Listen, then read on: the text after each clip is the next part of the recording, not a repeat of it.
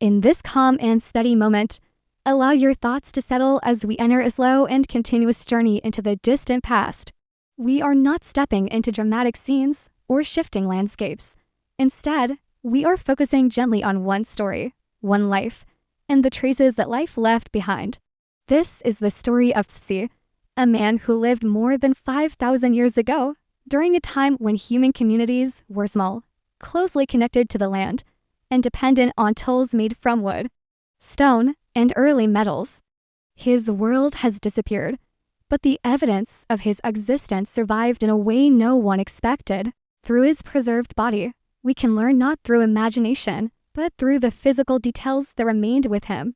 Ötzi lived in the late Copper Age, a time when people were beginning to reshape their daily lives with new materials and techniques. Communities formed small plots of land, maintained goats and sheep, and hunted animals that lived in the mountains and valleys. From what remains of his belongings, it is clear that he lived in a community that had established routines, knowledge, and traditions. His clothing, for example, was made from carefully selected animal skins, sewn together with purpose. His shoes were assembled from leather and plant fiber. His tools were crafted with skill. Nothing about his equipment was random. Everything served a practical use. The survival of his body gives modern researchers information far beyond ordinary archaeology. Most ancient people left behind pottery shards or stone tools, objects separated from the individuals who used them. Ötzi, however, provides a rare look at a person as a whole. His body, the items he carried, the wear on his bones, the remains of his last meals, all of this together became a rich source of knowledge. Instead of imagining what life might have been like in his time, scientists can study precise physical evidence. His clothing alone reveals valuable information. The skins chosen for different parts of his outfit show an understanding of how various types of hide perform in cold environments. His coat was made from goat hide, his leggings from a combination of sheep and goat skins. His shoes contained dried grass arranged in a way that would insulate the feet effectively. Each component shows careful planning. These choices suggest experience in surviving harsh conditions. Alongside his clothing, the tools he carried also offer insight. He had a copper axe, something extremely rare for his era. Copper was difficult to obtain and required skill to shape. The presence of such an item suggests he held an important role or possessed valued abilities. He had a dagger made from flint and a bow that had not yet been fully finished. Some arrows were ready for use, while others were still being shaped. These objects indicate that he worked with tools frequently and likely relied on them in daily life. One of the most informative aspects of his preserved body is the evidence of his health. His joints show signs of wear, suggesting that he performed regular physical labor. His teeth contain microscopic wear patterns that show he consumed coarse foods. His fingernails have lines that reveal periods of physical stress. All of this helps researchers build a clear picture of the challenges he faced. His life, like the lives of most people in his time, required continuous effort. The most significant questions rise from the clues surrounding his final hours.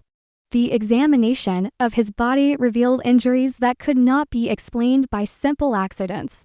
He had cuts on his hands that likely came from defending himself. He had bruises consistent with physical conflict. Most importantly, he had an arrowhead lodged inside his left shoulder.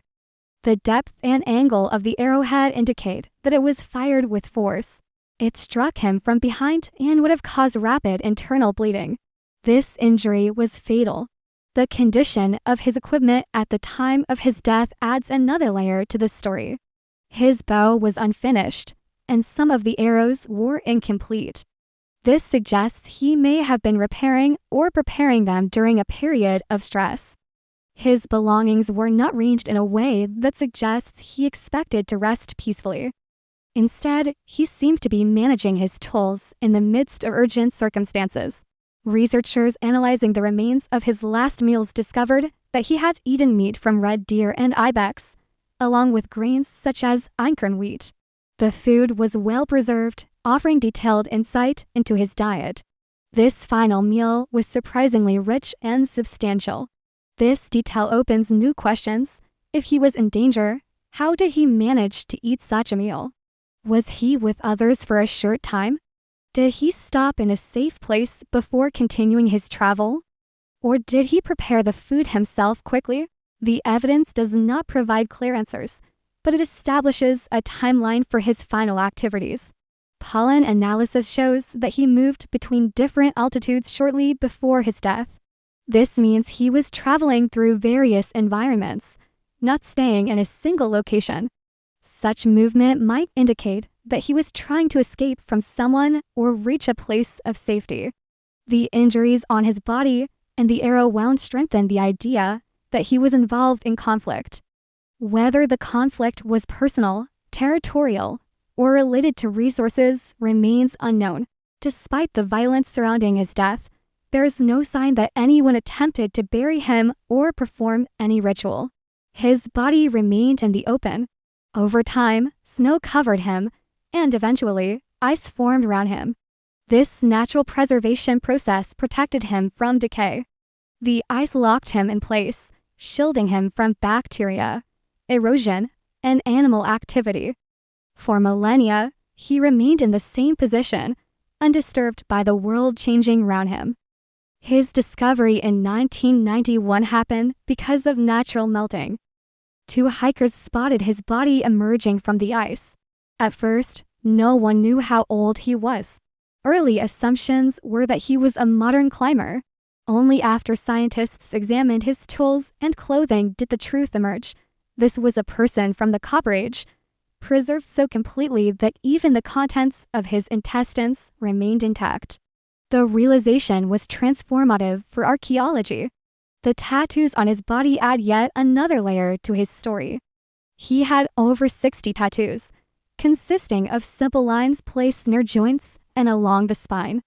These marks were not decorative in the modern sense. They align with areas commonly treated in traditional medicinal practices. Researchers believe that these tattoos may have been part of a therapeutic method to alleviate pain.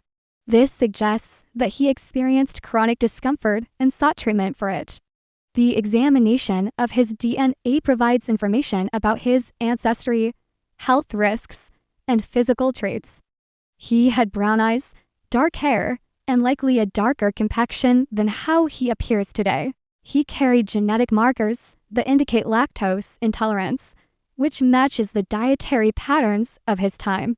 He also had a predisposition to certain heart conditions. All of these details help place him in a broader human context. The more information researchers uncover, the more complex his life becomes. He was not simply a man who died in the mountains. He was a member of a community. He had skills, relationships, responsibilities, and challenges. His possessions represent not just survival tools, but elements of a life filled with routine and structure. Through him, we see the habits, technologies, and struggles of early European societies.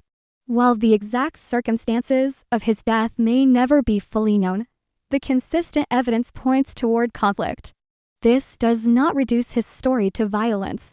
Instead, it shows that the pressures and struggles of human life are timeless.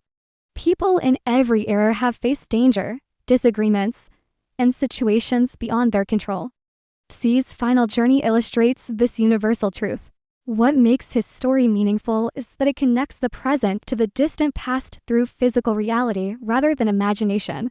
His preserved body is a direct link to a world that existed long before written records. Instead of relying on speculation, we can study the materials he held, the food he ate, the marks on his skin, and the damage to his bones. Every detail remains grounded in evidence. Through this continuous and steady look at his life, we can appreciate the endurance required to survive in his world. We can understand that his experiences, though ancient, share elements with our own lives, work, health, conflict, community, and the unexpected challenges that alter one's path. As you continue listening, keep in mind that his story is not a sequence of dramatic episodes.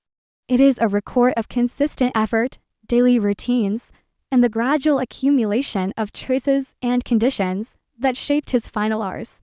The mountains where he lived and traveled were not a backdrop for staged events.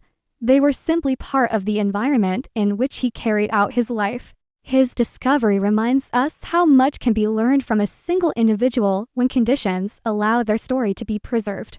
For millennia, he remained in silence, yet his body retained information about tools, diet, environment, health, and movement.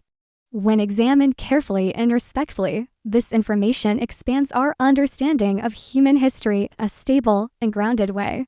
C's life, though separated from us by thousands of years, reflects enduring human qualities: resilience, adaptability, skill, and complexity. His story endures not because of dramatic scenes, but because of the steady accumulation of evidence that survived with him. As we reflect on his journey, we can appreciate how the details of one life contribute to the larger understanding of our shared past.